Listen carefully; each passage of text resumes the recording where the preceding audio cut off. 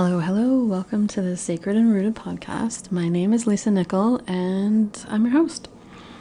Now, this is one part of a multi-part series called The Happiness Habit.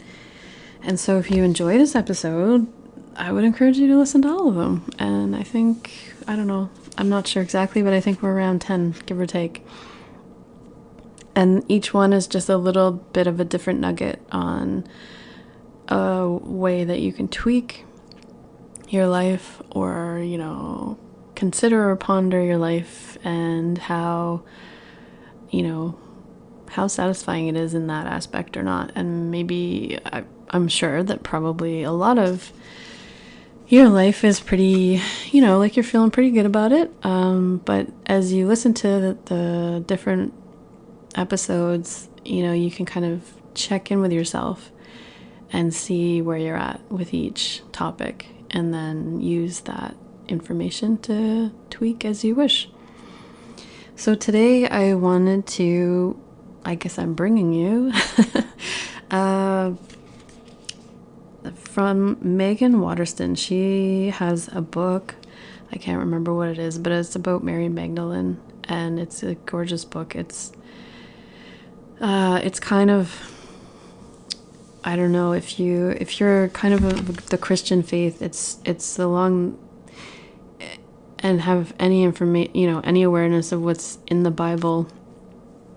Her book on Mary Magdalene kind of brings out sections of the Bible or other historic works that have not been made public, or not been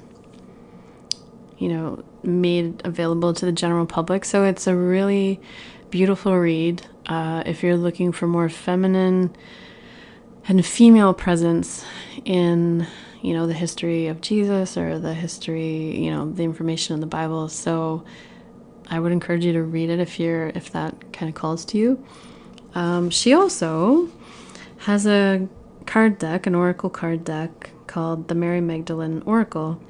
And so that is what I'm going to read to you in this episode.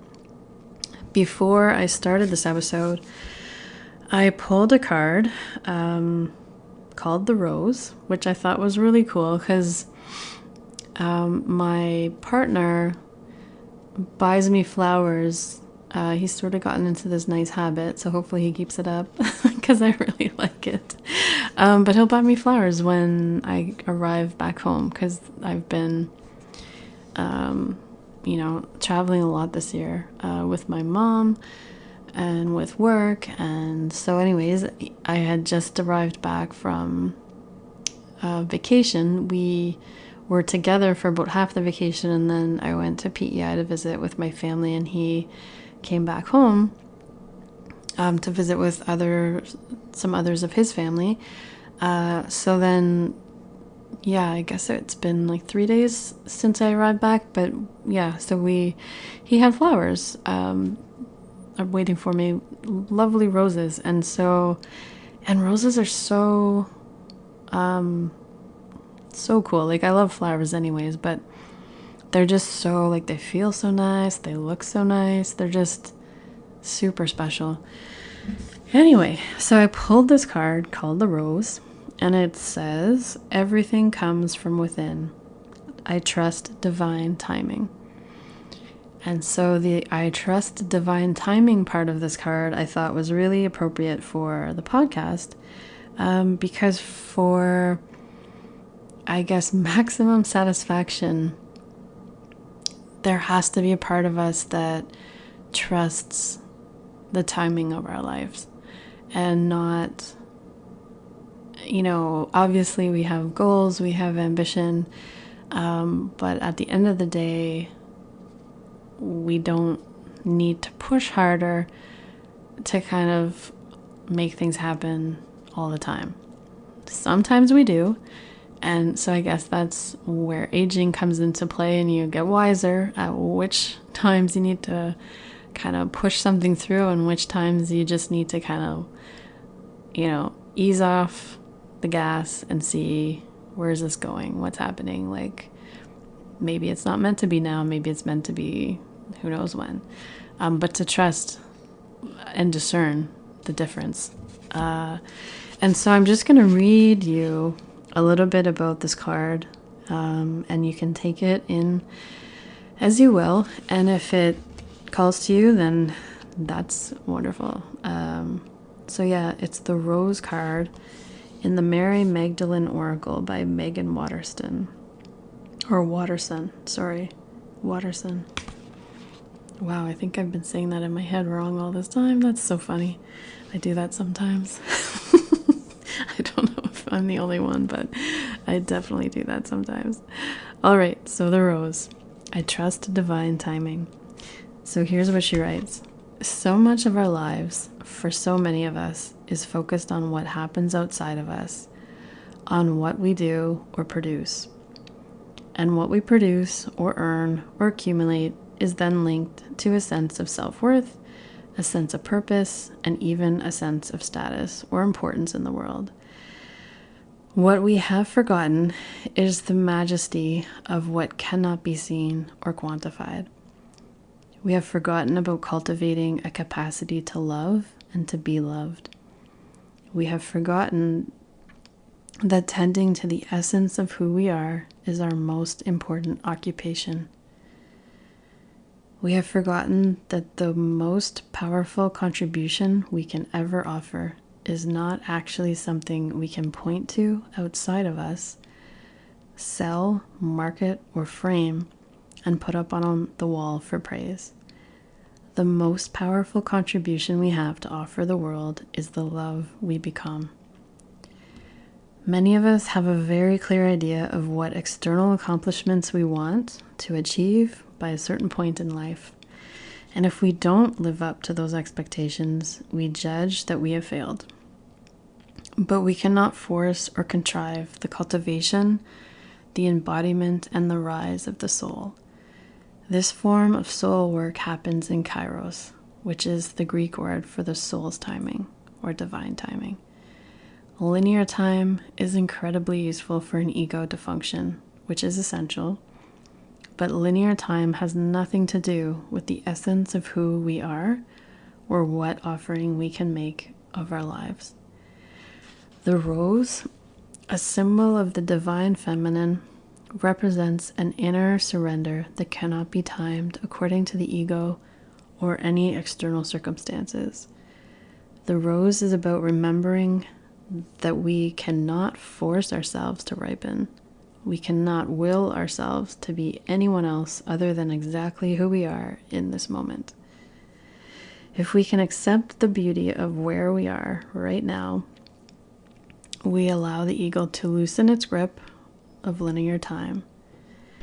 If we remember that an entire universe is perpetually in the process of bloom from within the heart, we can be curious about what might be unfolding for us. We can trust our own divine timing.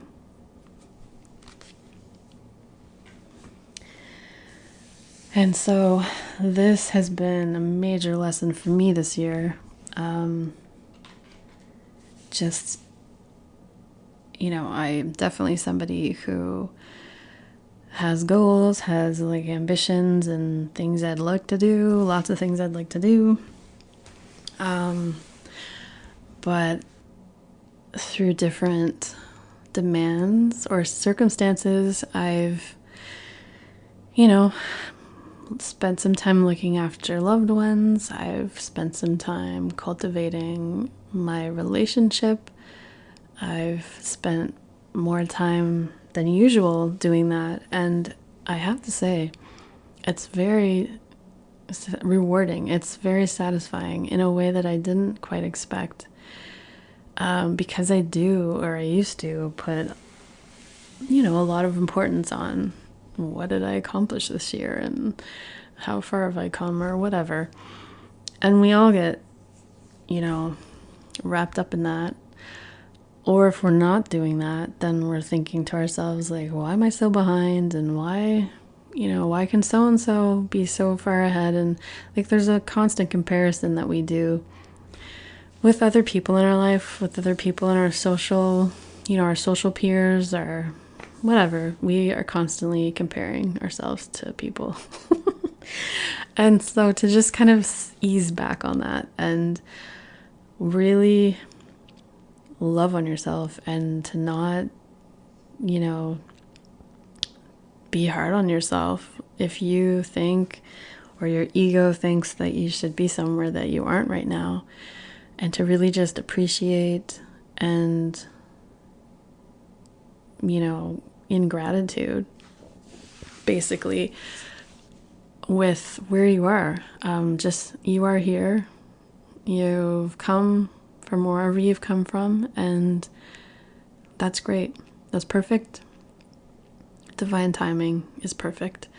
And so, maybe you needed to learn some more things. Maybe you needed to take a little side road and an extra loop or two, and to just, garner more information, or garner more experience, or garner more wisdom, and to really then, step into your own, or whatever. That's just, some example off the top of my head. But to really, get clear on not, like, let's stop berating ourselves, or let's stop being hard on ourselves, and just, when we bring our hearts to our day, and, we're doing the best we can, that's trusting that that's good enough. And then, day by day, that adds up to a well-lived life. And so if you want to think of the rose as sort of your symbol for that, to just remind you, all right, I need to get back out of this, linear time, and really, day by day, am I present in my life, I think, is the main thing. And if you're present in your life, you're going to get where you need to get to. There's just no way around it.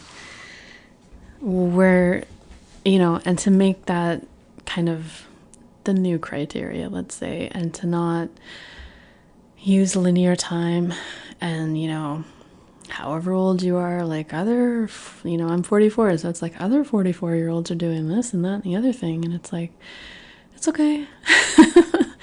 Like everything else, everybody's different. Everybody's here for a different purpose, a different way of serving the world. And so there is nobody like you, and there's nobody here to do what you're here to do, and to be you, and to deliver your message or your gifts in a way that only you can. And so that's it. And to just start to make that your baseline way of relating with yourself. And that'll save a lot of mind bandwidth and just like crappy mindset. Because if you're like me, yeah, it's been a bit of an exercise, but I think I've gotten away from that for the most part. It's not perfect, but I spend a lot less time thinking about that in relation to other people, and it just frees up the mind for other more interesting things. And it actually frees up the mind to be just like more present, not even with the mind, but just literally embody the now. Like, you're just wherever you are is where you are. You're not thinking about somebody else and how much cooler they are or how like they have a bigger house, or just, they went on whatever trip. Wouldn't that be awesome? And to just really just, where are you? Where do you want to go with your life? And to, as you walk towards that, just be present, and you'll find that opportunities come out of nowhere. There's surprises around every corner, and if you're present to them, you're available for them. But if you're looking behind you, or you're looking too far up in the sky, like, you're not going to see them. And it's not quite, it's a distraction. So I hope that you can, I invite you to take this episode as a reminder to just live in the now, be as present as you possibly can. And it's, it's a lifelong journey. So don't don't use that as something else to berate yourself for, because you just be as present as you can. With that intention, you will find that you'll remember, oh yeah, okay, I should just be here.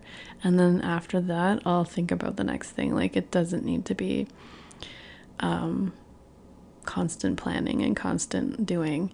And I think that's the gift of this year for me, has been that I've been taken out of my regular context so much for so many different, whether it be through travel with work or travel for family reasons, that it's sort of like shaken all that loose and really forced me to just be present with where I am, because I can't even plan that far ahead to bother planning for anything. So it's really been interesting to really shake myself out of habits, out of the usual way things go, and then to be there for people in ways that are more like for longer periods of time, for more energetic amounts of time and space, and to really put aside other things, because this,